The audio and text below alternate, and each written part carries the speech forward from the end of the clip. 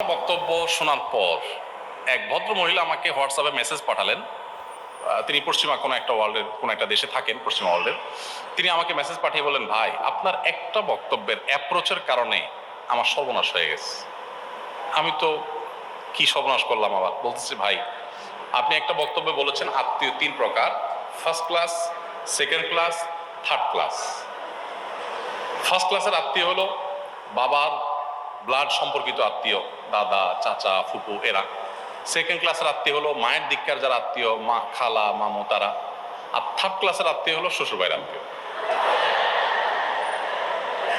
তো উনি আমাকে বললেন যে, ভাই আপনার কথার সাথে আমার ভিন্ন মত নাই, আপনি কথা ঠিকই বলেছেন, বুঝতে পেরেছি আমি, মানে গুরুত্বের বিচার আপনি উল্লেখ করেছেন, প্রায়োরিটি আপনি ঠিক করেছেন, কিন্তু আপনার এই ল্যাঙ্গুয়েজটার কারণে আমার স্বামীটা এমনি আমার বাপের ভাইয়ের নামও শুনতে পারে না, সে এখন এই ওয়াজ সকাল বিকাল আমাকে শোনায়।